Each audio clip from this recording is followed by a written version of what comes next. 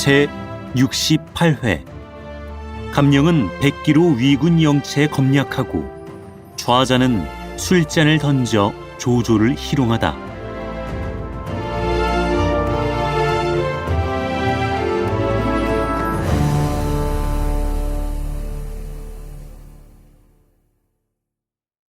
이때 손권이 유수구에서 군마를 수습하고 있으려니까 호련 보고가 들어오는데 조조가 한중에서 군사 40만 명을 거느리고 합비를 구하러 온다고 한다. 손권은 모사들과 상의하고 우선 동습과 서성 두 사람에게 큰 배 50척을 주고 유수구에 매복시키고 다시 진무로 인마를 거느리고 강원덕을 왕래하며 순찰하게 했다. 조조가 멀리서 왔으니 반드시 먼저 그 얘기를 꺾고 놓아야 합니다. 장소가 말해서 손권이 장하를 내려다보며 장수들에게 물었다. 조조가 오는데 누가 먼저 나가서 적을 깨뜨려 그 얘기를 꺾겠는가? 능통이 나섰다. 제가 가겠습니다. 군사는 얼마나 데리고 가겠는가? 3,000명이면 족합니다. 감령이 단지 100기만 있으면 적을 깨뜨릴 텐데 3,000명을 무엇에 쓰겠소? 감령이 이렇게 말해서 능통은 대로했다. 두 사람은 손권의 면전에서 다퉜다. 조조 군사의 형세가 크니 적을 우습게 볼 수 없소. 하고 손권은 능통에게 명해서 군사 3,000명을 거느리고 유수구로 나가 정찰하다가 조조 군사를 만나거든 한바탕 싸우라고 일렀다. 능통이 영을 받고 군사를 거느리고 유수로 떠나는데 저 앞에 티끌이 자욱하게 일어나며 조조 군사가 들이닥치고 있었다. 선봉은 장효였다. 능통이 그와 싸우는데 50합을 싸우도록 승부가 나지 않았다. 손권은 능통에게 혹시 실수가 있을까 저하여 여몽을 시켜 접응하며 영체로 돌아오게 했다. 감령은 능통이 돌아온 것을 보자 즉시 손권에게 가서 자원했다. 제가 오늘 밤에 군사 100명만 데리고 가서 조조의 영체를 기습하겠습니다. 만일에 군마 하나라도 부상을 당한다면 옹으로 치지 않겠소이다. 손권은 이를 장하게 생각해서 곧 장하에 있는 마병 중 정예 군사 100명을 뽑아 감령에게 주고 또 술 50병과 양고기 50근을 군사들에게 상으로 내렸다. 감령은 영체로 돌아오자 100명 군사를 모두 늘어앉히고 먼저 은그릇에 술을 부어 자기가 연거푸 2사발 마신 다음 군사들에게 말했다. 오늘 밤 주공의 영을 받들어 기습하려 하니 제군은 각기 실컷 마시고 크게 싸우도록 하라. 모든 사람이 그 말을 듣고 면면 상고한다. 감령은 여러 사람이 어려워하는 기색을 보자 곧 칼을 빼들고 호통쳤다. 나는 장수이면서도 오히려 목숨을 아끼지 않는데 너희는 어찌 주저한단 말이냐? 여러 사람은 감령이 노한 것을 보고 모두 일어나 절한다. 원컨대 죽을 힘을 다하겠소이다. 감령은 그 군사 100명과 함께 술과 고기를 먹었다. 다 먹고 나니 이경쯤 되었다. 감령은 흰 거위 깃털 100개를 가져다 각기 투구 위에 꽂아서 표한 다음에 일제히 갑옷을 입고 말에 올라 나는 듯이 조조의 영체로 달려갔다. 단번에 녹각을 뽑아 팽개치고는 한 소리 크게 아우성치며 영체 안으로 뛰어들어 곧바로 조조를 잡을 양으로 중군을 바라고 들어갔다. 그러나 길에 쫙 수레를 이어놓아 철통같이 둘러친 까닭에 중군을 꿰뚫고 들어갈 수 없었다. 감령은 그대로 휘몰아 좌충우돌했다. 경험 없이 당한 조조 군사들은 적병이 숫자를 알지 못해서 아군끼리 친다. 감령의 군사는 영체 안에서 이리 달리고 저리 달리며 만나는 족족 쳐 죽였다. 가경이 발끈 뒤집혀서 횃불들을 요란하게 들며 북치고 소리를 질러 함성이 크게 진동한다. 감령이 군사를 거느리고 영체 남문으로 지쳐나가는데 누구 한 사람 감히 나서서 앞을 막는 자가 없었다. 손권이 주태에게 일지병을 주고 가 그를 접응하게 해서 감령은 백기를 데리고 유수로 돌아오는데 조조의 군사들은 매복이 있을까 두려워서 감히 그 뒤를 쫓지 못했다. 후세 사람이 시를 지어 그를 칭찬했다. 북소리는 둥둥 함성은 지동치듯 동호 군사 가는 곳에 귀신도 곡을 한다. 거위 깃꽂은 100명 용사 곧바로 조조의 영체 뚫으니 감령은 호장이라 누구나 혀를 내두르네. 감령이 백기를 거느리고 영체로 돌아와 보니 한 마리의 군마도 상하지 않았다. 감령이 영문에 이르자 100명으로 하여금 북치고 피리를 불며 만세를 부르게 했다. 환호성이 천지를 진동한다. 손권은 몸소 나와서 그들을 영접했다. 감령이 말에서 내려 땅에 배복하니 손권은 그를 붙들어 일으켜 손을 잡고 장군은 이번에 가서 늙은 도적의 혼을 빼놓았소. 내 장군을 험지에 보내고 싶어 보낸 것이 아니고 그 담이 큰 것을 보려고 했던 것이오. 하고 곧 비단 1000필과 칼 100자루를 하사했다. 감령은 절하며 받아들고 그 100명에게 상으로 나눠주었다. 손권은 여러 장수에게 말했다. 맹덕에게는 장유가 있고 내게는 가문패가 있으니 좋게 대적할 만하오. 다음날 장유가 군사를 거느리고 와서 싸움을 건다.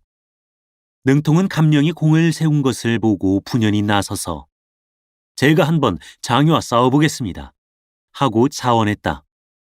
손권이 이를 허락하자 능통은 5000군을 거느리고 유수를 떠났다.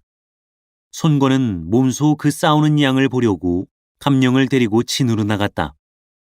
양편이 진을 치고 마주 대하자 장효가 진전에 말을 내니 좌편은 이전이요 우편은 악진이다. 능통이 칼을 들고 말을 놓아 진 앞에 나서자 장효가 악진을 시켜 나가서 맞게 한다. 두 사람은 50합에 이르도록 서로 승부를 나누지 못했다. 조조는 이 소식을 듣자 친히 말을 달려 문기 아래로 와서 두 장수가 한창 어울려 싸우는 양을 보고는 곧 조유를 시켜서 가만히 몰래 화살을 쏘게 했다. 조유가 장유의 등 뒤에 가서 몸을 숨기고 힘껏 활을 당겨 한 대 쏘니 화살이 그대로 날아가 능통이 타고 있는 말에 맞았다. 말이 말굽을 번쩍 들고 고추 일어서서 능통은 바닥에 나가 떨어지고 말았다. 악진이 때를 놓치지 않고 창을 고쳐 쥐고 그대로 찌르려고 달려들었다. 그러나 그의 창끝이 미쳐 들어오기 전에 문득 시위 소리가 크게 울리며 화살 한 대가 날아와 악진의 얼굴에 들어맞았다. 악진이 말에서 뚝 떨어졌다. 양편 군사가 일제히 내달아 각기 자기들 장수를 구해 영체로 돌아가자 징을 쳐서 싸움을 파했다. 능통이 영체로 돌아와서 손권에게 절하고 살해하니 손권이 활을 쏘아서 그대를 구해준 사람은 감령이오 하고 말하므로 능통은 곧 땅에 엎드려 감령에게 절했다. 공이 이렇듯 은혜를 베풀어 주실 줄은 생각지 못했소이다. 이때부터 능통은 감령과 생사를 같이 하는 사귐을 맺고 묵은 원한은 잊었다. 한편 조조는 악진이 화살을 맞은 것을 보자 장중으로 데려가 치료받게 하고 그 이튿날 군사를 오로로 나누어 엄습하러 나갔다. 조조 자신은 중로를 거느리고 좌편의 일로는 장유요, 이로는 이전이며 우편의 일로는 서왕이요, 이로는 방덕이라. 강로의 대장이 각기 군사 10,000명씩을 거느리고 일제히 강변으로 지쳐나간다. 이때 동습과 서성 두 장수는 누선 위에 있었다. 조조의 오로 군마가 오는 것을 보고 군사들이 모두 겁을 내니 서성은 인군의 녹을 먹고 인군의 일에 충성을 다해야 할 텐데 왜 두려워하느냐 하고 용맹한 군사 수백 명을 데리고 작은 배에 올라 강을 건너서 곧 이전의 군중을 바라고 쳐들어갔다. 동습이 배 위에 남아 군사들을 시켜 북치고 고함을 질러 위험을 돕는다. 그러자 홀연 강 위에 강풍이 일더니 물결이 용솟음쳐 하늘을 찌를 듯했다. 군사들은 큰 배가 엎어질 듯한 것을 보고 놀라서 겁내며 서로 다투어 큰 배에 딸린 작은 배 각함에 타고 도망치려 했다. 이 꼴을 보자 동습은 칼을 손에 들고 군명을 받아 여기서 도적을 막고 있는 터에 어찌 감히 배를 버리고 가려 하느냐 하고 호령하며 그 자리에서 큰 배에서 내려간 10여 명을 베어버렸다.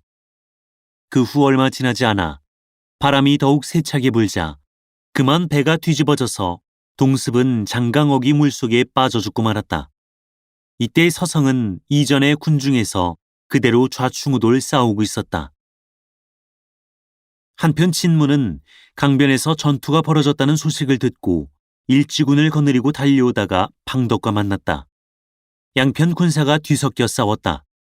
이때 손권은 유수 안에 있다가 조조 군사가 강변으로 쳐들어왔다는 소식을 듣고 친히 주태와 함께 군사를 거느리고 도우러 나왔다. 서성이 이전의 군중에서 한 덩어리가 되어 싸우고 있는 것을 본 손권은 그를 적응하러 군사를 몰고 쳐들어갔는데 도리어 장유와 서왕에 의해서 포위를 당하고 말았다. 높은 언덕 위에서 조조는 손권이 포위당한 것을 보고 급히 허저에게 영을 내려 칼을 들고 말을 몰아 군중으로 뛰어들어가 손권 군사의 중간을 쳐 양단을 내고 그들이 서로 구하지 못하게 했다. 한편 주태가 군중으로부터 뛰어나와 강변까지 와서 보니 손권이 보이지 않는다. 그는 곧 말머리를 돌려 다시 적진으로 뛰어들어가 본부 군사들을 만나 물었다. 주공께서는 어디 계시냐? 군사가 손을 들어 병마가 가장 많은 곳을 가리켰다. 주공께서 저 안에 들어가 계신데 형세가 아주 위급합니다. 주태는 그 속을 헤치고 들어가서 손권을 찾아냈다. 주공께서는 제 뒤만 따라 나오십시오. 이에 주태는 앞에 서고 손권은 그 뒤를 따라 힘을 다해서 좌충우돌하며 포위를 뚫고 나오는데 주태가 다시 몸을 돌려 포위 속으로 뛰어들어가 또 손권을 찾았다. 적들이 국로를 일시에 쏘아서 나갈 수 없으니 어찌해야 하겠느냐. 주공께서 앞에 서시고 제가 뒤에서 보호하면 뚫고 나갈 수 있을 것입니다. 이리하여 손권은 앞장서 말을 달려나가고 주태는 좌우로 돌며 그를 호위해 나가는데 몸에 여러 군데 창을 맞고 화살까지 두꺼운 갑옷을 뚫고 살에 가 박혔건만 끝내 손권을 구해 밖으로 나왔다. 강변에 이르자 여몽이 한때의 수병을 이끌고 접응하러 와서 배에 올랐다. 나는 주태가 2번이나 적병 포위를 뚫고 들어와 구해 주었기에 그 속에서 빠져나올 수 있었지만 서성이 또 포위당해 있으니 무슨 수로 벗어나겠는가. 손권의 말에 주태는 곧 제가 한 번 더 구하러 갈 것입니다 하고 몸을 돌려 창을 휘두르며 적병이 몇 겹으로 둘러싼 속으로 뛰어들어갔다. 그가 서성을 구해 나오는데 2 장수 모두 몸에 중상을 입었다. 여몽은 이것을 보고 군사들을 시켜 언덕 위의 적병에게 어지러이 화살을 퍼부어 나오지 못하게 하고 2 장수를 구해서 배에 오르게 했다. 한편 진무는 방덕을 상대해서 크게 싸웠는데 뒤에서 접응해주는 군사가 없어서 방덕에게 쫓겨 나무가 빽빽이 들어찬 산골짜기로 밀려 들어갔다. 진무는 다시 돌아서서 싸우려 했으나 나뭇가지에 전포 소매가 걸려서 팔을 놀리지 못하고 방덕의 손에 죽고 말았다. 이때 조조는 손권이 도망친 것을 알고 친히 말을 달려 군사를 몰아 강변으로 쫓아나와서 활을 쏘게 했다. 여몽이 마주 쏘다가 화살이 떨어져서 당황할 때 문득 강에 한 무리의 선척이 들어오니 이를 거느리는 대장 하나는 바로 손책의 사위 육손이다. 육손이 몸소 10만 명을 거느리고 당도하여 한바탕 활을 쏘아 조조 군사를 물리치고 승세를 타서 언덕으로 올라가 도망치는 적병의 뒤를 들이쳤다. 그 후에 전마 수천 피를 빼앗아 왔는데 난군 속에서 진무의 시체를 찾아냈다. 이 싸움에 조조 군사는 대패하여 돌아가니 죽거나 상한 자가 이루 셀 수 없을 지경이었다. 손권은 이 싸움에 진무가 죽고 동습 또한 강에 빠져 죽은 것을 알자 애통에 마지 않으며 사람을 시켜서 물속에 들어가 동습의 시체를 건져 진무의 시체와 함께 후히 장사 지내주었다. 그는 또 주태가 자기를 구해준 공로를 생각해서 연석을 배설하고 그를 대접했다. 손권이 몸소 술잔을 잡고 주태의 등을 어루만지며 얼굴이 눈물 범벅이 되어 경이 나를 2번 구해주었으니 목숨을 아끼지 않고 몸에 수십 곳이나 창을 맞아서 살에 그림을 새긴 것 같이 되었으니 내 어찌 고륙의 은혜로서 경을 대하지 않으며 병마의 중임을 경에게 맡기지 않으리오. 경은 곧 나의 공신이라. 내 마땅히 경과 더불어 영욕을 함께하며 안락과 근심 걱정도 함께하려 하오. 하고 말을 마치자 곧 주태더러 옷을 벗으라고 해서 여러 장수가 보게 하니 온몸의 살이 마치 칼로 그은 듯 전신이 상처투성이었다. 손건은 속으로 그 흔적을 하나하나 가리키며 물었다. 그때마다 주태는 어떻게 싸우다가 어떻게 상처를 입었는지 자세히 이야기했다. 손건이 한 상처에 술을 한 사발씩 먹여서 주태는 그날 대취해버렸다. 손건은 그에게 청라일산을 내리고 출입을 마음대로 하게 해서 그의 공명을 빛내주었다. 손건은 유수에서 조조와 한 달 이상 대치했다. 그러나 이기지 못하고 있었는데 이때 장소와 고웅이 말했다. 조조는 세력이 커서 힘으로 취할 수 없습니다. 오래 싸우다가는 군사를 많이 잃을 것이니 차라리 화친을 구해서 백성을 편안히 하는 것이 좋을 것입니다. 손건은 그들의 말을 좇아서 보즈를 조조의 영체로 보내 화친하기를 구하고 해마다 공물을 드리겠다고 했다. 조조 역시 강남을 쉽게 평정하지 못할 줄 짐작하고 손건이 먼저 군사를 거두면 나도 회군하겠소 하고 청을 들어주었다.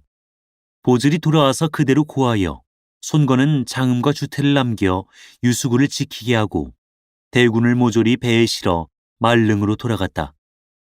조조가 조인과 장유를 남겨 합비에 주둔하게 하고 군사를 거두어 허창으로 돌아가자 문무 여러 관원은 모두 조조를 세워서 위왕으로 삼자고 의논했다. 그러나 상서 최염이 극력 불가하다고 해서 여러 관원이 공은 순문약의 일도 보지 못하셨소 하고 말하니 최염은 대로하여 다시 때가 되었단 말인가. 반드시 변이 생길 것이니 잘 생각해 보아라 하고 꾸짖었다. 최염과 불화한 자가 있어서 조조에게 이 일을 일러바치자 조조는 발끈하여 최염을 록에 가두고 문초했다. 최염은 범의 눈을 부릅뜨고 용의 나롯을 세우며 조조를 기군망상하는 역적이라고 크게 꾸짖었다. 정의가 그대로 조조에게 고하니 조조는 최염을 옥중에서 난장질에 죽이게 했다. 후세 사람이 그를 칭찬하여 지은 시가 있다. 청하의 최염 천성도 강이하다. 용의 나룻 범의 눈에 철석 같은 심장이라. 삽을 범정하니 절개 더욱 높고 한 주 위한 그 충성 천고에 전하리라. 건한 21년 여름 5월에 신하들이 헌제에게 표문을 올려 위공 조조의 공덕이 천지에 가득 차서 이윤과 주공도 따르지 못하리니 작을 올려 왕으로 봉하심이 마땅하리다 하고 아뢰어서 헌제는 곧 종유를 불러 조서를 작성해 조조를 책립하여 위왕으로 삼게 했다. 조조는 거짓 글을 올려 3번 사형했으나 천자 또한 3번 조서를 내려서 마침내 조조는 위왕의 작을 받고 11유 면류관을 쓰며 46필이 끄는 금근거를 타고 임금의 거둥대와 같이 의장을 갖췄으며 출입할 때도 사람들을 경계하고 통행을 금지했다. 또한 업군에 위왕궁을 짓고 세자 세울 일을 의논했다. 조조의 정실인 정부인에게는 소생이 없고 첩유 씨는 아들 조왕을 낳았으나 장수를 치러 갔을 때 완성해서 죽었고 변 씨가 사형제를 낳으니 마지는 비, 둘째는 창, 셋째는 식, 넷째는 웅이다. 이에 조조는 정부인을 내치고 변 씨를 위왕비로 삼았다. 셋째 아들 조식의 자는 자건으로 그는 굉장히 총명해서 분만 들면 척척 글을 지었다. 그래서 조조는 그를 후사로 세울 작정이었다. 맏아들 조비가 이를 눈치채고 중대부 가후에게 기책을 물었더니 가후가 이리이리 하라고 일러준다. 이로부터 조조가 출정하게 되어 여러 아들이 배웅하러 나갈 때면 조식은 조조의 공덕을 칭송해서 글을 짓는데 조비는 나비에게 오직 절을 하고 하염없이 눈물만 흘릴 뿐이라. 좌우에서 보는 사람도 다 마음에 비감해했다.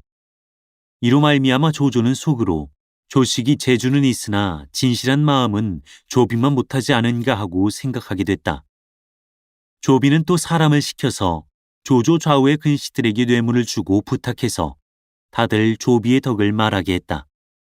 이리하여 조조는 후사를 세우려 하면서도 주저해서 정하지 못하고 가후더러 내 후사를 세우려 하는데 누구로 했으면 좋겠소? 하고 물었다. 가후가 얼른 대답하지 않았다. 조조가 그깟 물으니 대답이 이러했다. 마침 생각하는 바가 있어 곧바로 말씀을 올리지 못하는 것입니다. 무엇을 생각하기에 그러시오? 원본초와 유경승 부자를 생각하고 그리했습니다. 조조는 크게 웃고 맏아들 조비를 세워서 왕세자로 삼았다.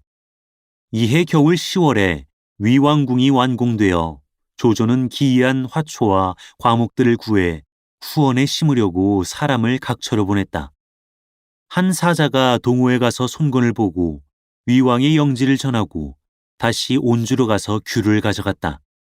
이때 손권은 한창 위왕을 떠받드는 태도를 취하고 있는 판이라 곧 사람을 보내 특히 큰 빌감 40여 짐을 꾸려 밤도와 업군으로 보내게 했다. 짐꾼들이 중간에 이르러 산기슭에 앉아 다리를 쉬는데 한쪽 눈이 멀고 한쪽 다리를 절미어 머리에 백등관을 쓰고 몸에 청라이를 입은 도인 하나가 앞으로 와서 아른 체하며 자네들 짐을 지고 가느라 수고하네. 내가 모두 조금씩만 대신 져다 줄까? 하고 말해서 짐꾼들이 모두 좋아했다. 선생은 매 짐을 각각 오리씩 져다 주었는데 어찌된 일인지 선생이 한 번 졌던 짐은 모두 가뿐해지는 것이다. 짐꾼들은 모두 놀라고 의아해했다. 선생은 갈 때 귤을 운반하는 책임을 맡은 관원에게 빈도는 위왕과 동양 사람으로 성은 좌요, 이름은 자며 자는 원방이요, 도호는 오각 선생이라 하네. 자네가 업군에 가거든 좌자가 문안 여쭙더라고 말씀해 주게. 하고 한마디를 남기고는 소매를 떨치고 가버렸다. 귤을 운반해온 관원은 업군에 이르러 조조에게 귤을 바쳤다. 조조가 귤 하나를 집어들고 껍질을 까보니 속에 살이라고는 없고 빈 껍질뿐이다. 조조가 깜짝 놀라 귤 가져온 사람에게 물으니 그 사람이 좌자 이야기를 한다. 그러나 조조는 그 말을 믿지 않았다. 그때 물리가 문득 들어와서 한 선생이 와서 자칭 좌자라고 하면서 대왕 뵙기를 청합니다. 하고 고했다. 조조가 불러들이자 귤 가져온 사람이 곧 바로 이분이 중간에 만났던 사람이옵니다. 하고 말해서 조조는 그를 꾸짖었다. 자네가 대체 무슨 요술을 부려서 내 과실의 속을 모두 뽑아냈단 말인가? 좌자가 웃으며 어찌 그럴 수 있으리까?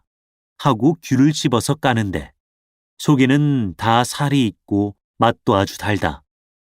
그러나 조조가 제 손으로 까는 것은 역시 모두가 빈 것이었다. 조조는 더욱 놀라서 좌자에게 자리를 내주고 묻는데 좌자가 주육을 청해서 조조가 갖다 주게 했더니 술을 5마리를 마셔도 취하지 않고 고기도 양 1마리를 다 먹고도 배불러 하는 양이 없다. 자네 대체 무슨 술법을 가졌기에 이러한가? 조조가 묻자 좌자가 대답했다. 빈도가 서천가릉 아미산에서 도를 배우기 30년에 어느 날 홀연 석벽 속에서 내 이름을 부르는 소리가 나서 돌아보니 아무것도 보이지 않았습니다. 그러기를 4, 5일 하던 끝에 홀연 하루는 내성병력이 일어나 석벽이 부서지더니 그 속에서 천서 3권이 나왔는데 제목은 둔갑천서로 상권은 제목이 천둔이요, 중권은 지둔이요, 하권은 인둔이라. 천둔에는 능히 구름을 밟고 바람을 타고 천공에 오르내릴 수 있는 술법이, 지둔에는 능히 산과 바위를 뚫을 수 있는 술법이, 인둔에는 능히 사해를 구름처럼 유랑하며 형체를 감추고 몸을 변하게 하고 또 칼을 던져서 남의 수급을 취할 수 있는 술법이 있었소이다. 대왕은 신하로서 그 지위가 오르실 때까지 다 오르셨는데 어찌하여 한번 물러나 빈도를 따라 아미산에 가서 돌을 닦으려 하지 않으십니까? 그러면 내 천서 3권을 전수할 것입니다. 나 역시 오래전부터 이 자리에서 물러날 것을 생각한 지 오래였으나 아직 후사를 맡길 사람을 얻지 못해서 이러고 있을 뿐이요. 익주 유현덕이 바로 한실 종신인데 어째서 그 자리를 물려주지 않는구요. 만약 그렇게 하지 않으면 빈도가 한번 칼을 날려 당신 머리를 썽둥 자르고 말 테요. 조조는 대로하여 이놈이 바로 유비의 세작이구나 하고 좌우의 호령에서 잡도록 하니 좌자는 크게 웃어 마지 않는다. 조조는 10여 명 옥졸에게 명해 그를 잡아다 곤장을 치게 했다. 옥졸들은 힘을 다해서 쳤으나 좌자는 아무렇지도 않은 모양으로 드르렁드르렁 코를 골며 자고 있었다. 조조는 노하여 그를 항소의 족쇄로 단단히 열고 옥에 가두고 사람을 시켜 지켰다. 그러나 어느 틈엔가 항소의 족쇄는 다 떨어지고 좌자는 어디 한 군데 상한 곳 없이 땅 위에 누워있는 것이다. 연달아 이래 동안 감금해 두고 물 한 모금 주지 않았건만 좌자는 땅바닥에 단정히 앉아 있는데 얼굴이 불그레한 것이 급기야 혈색이 더 좋아져만 간다. 옥졸이 조조에게 이대로 고해서 조조가 끌어내 물어보니 좌자의 말이 나는 수십 년을 먹지 않아도 무방하고 하루에 양을 1000마리 먹으래도 다 먹어버리는 터다 라고 하므로 조조는 어찌할 수 없었다. 이날 여러 관원이 모두 왕궁에 와서 대연이 벌어졌다. 한창 술잔이 돌 때 좌자가 남학신을 신고 잔치 자리에 나타났다. 여러 관원이 모두 놀람하지 않는데 좌자는 조조를 향해 묻는다. 대왕이 오늘 산의 진미를 다 갖춰 놓으시고 여러 신하와 크게 잔치를 하시니 천하의 진귀한 음식들이 극히 많을 것인데 혹시 그 중에 무엇이든 빠진 것이 있으면 빈도가 갖다 드리리다. 용의 간으로 국을 끓였으면 하는데 내 능히 가져올 수 있느냐? 그야 어려울 게 없지요. 좌자가 붓으로 담벼락에 용 한 마리를 그려놓고 도포 소매로 한번 후려치니 용의 배가 저절로 갈라진다. 그러고 나서 용의 배 속에서 간을 끄집어내는데 붉은 피가 뚝뚝 떨어진다. 조조가 믿지 않고 꾸짖었다. 내가 미리 소매 속에 감추어두었던 게다. 지금 날이 차서 초목이 다 말랐는데 대왕이 꽃을 보시겠으면 무엇이든 말씀하시오. 나는 모란꽃이 보고 싶다. 쉬운 일이지요. 좌자는 큰 화분 하나를 가져오라 해서 연석 앞에 놓고 물을 주니 단번에 모란 한 그루가 돋아나더니 꽃 두 송이가 달린다. 여러 관원은 깜짝 놀라 좌자를 한 자리로 청해서 함께 먹었다. 조금 지나 요리사가 어회를 올리는데 좌자가 회는 송강 농어라야 맛있지 라고 해서 조조가 천리 밖에 있는 것을 무슨 수로 가져온단 말인가 하고 퉁을 준다. 좌자는 그것도 아무 어려울 것이 없지요 하고 낚싯대를 가져오라 해서 당 아래 못에서 고기를 낚아 올리는데 잠깐 동안에 큰 농어 수십 마리를 낚아서 전각 위에 놓았다. 내 못 속에 원래 이 고기가 있었다. 대왕은 어찌 속이려 하시오. 천하의 농어는 모두 아가미가 둘뿐인데 유독 송강 농어만이 아가미가 넷이라 그것으로 단번에 분간할 수 있어. 여러 관원이 보니 과연 아가미가 넷씩이었다. 송강 농어를 지지는 데는 꼭 붉은색 싹이 나는 생강 자강이 들어가야만 합니다. 네, 그것도 가져올 수 있단 말이냐? 쉬운 일이지요. 좌자는 금바리를 하나 달라 하더니 옷으로 덮어놓았다. 금세 바리 위에 자아강이 수북하다. 조조 앞에 갖다 바치니 조조가 손으로 집어드는데 난데없는 책 한 권이 바리 안에 있다. 표제를 보니 맹덕신서라 쓰여 있다. 조조는 책을 집어들고 자세히 보았다. 글자 한자 틀리지 않았다. 조조가 마음에 크게 의심하는데 이때 좌자는 탁자 위에 옥잔을 들어 아름다운 술을 가득히 부어서 조조에게 바친다. 대왕이 이 술을 드시면 1000년이나 술을 누리시리다. 자네 먼저 마시기나. 그러자 좌자는 관 위에서 옥비녀를 뽑아들고 잔 안에 금을 그어 술을 반으로 나누어 반을 자기가 마신 다음에 남은 반을 조조에게 바쳤다. 그러나 조조가 받지 않고 꾸짖어서 좌자가 술잔을 공중에 던지니 흰 비둘기가 되어 전각을 돌면서 날아갔다. 여러 관원이 고개를 젖혀들고 쳐다보다가 문득 깨달으니 좌자가 온데간데 없다. 그러자 후련 좌우가 고한다. 좌자가 국문 밖으로 나갔소이다. 이런 요사스러운 자는 아예 죽여 없애야지. 그냥 두면 반드시 해를 입게 된다. 조조는 허저에게 철갑군 300기를 거느리고 쫓아가서 잡아오라 명했다. 허저가 말을 타고 군사를 이끌고 뒤를 쫓아 성문에 이르니 저 앞에 좌자가 남학신을 신고 느럭느럭 걸어가고 있는 것이 보인다. 허저는 나는 듯이 말을 달려 쫓았다. 그러나 아무리 쫓아가도 잡을 듯 잡을 수 없었다. 그대로 뒤를 쫓아서 산중으로 들어가니 마침 양치는 아이가 양 한 떼를 몰고 오는데 좌자가 그 양떼 속으로 들어가 버린다. 허저는 곧 활을 들어 쏘았으나 좌자는 문득 온데간데 없다.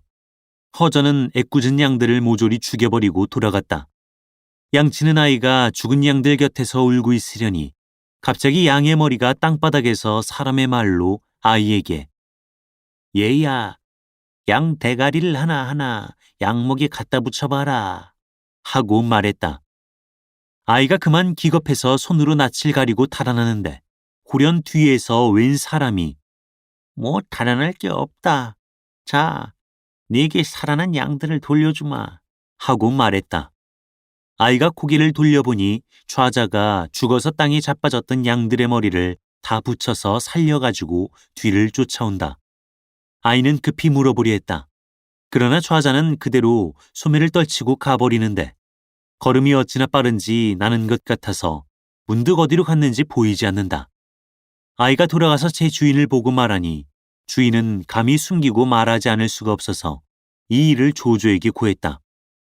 조조는 곧 용모파기를 내서 각처에 돌리고 좌자를 잡아오라 명했다. 사흘 안에 성 안과 성 밖에서 눈이 하나 멀고 다리를 하나 절미어 백동관을 쓰고 청나이를 입고 남학신을 신은 선생을 잡아들이는데 똑같은 모양으로 생긴 사람이 모두 300에서 400명이었다. 저잣거리는 소란으로 들끓었다. 조조는 여러 장수에게 영을 내려 돼지, 양의 피를 끼얹어 성남교장으로 압송하게 했다.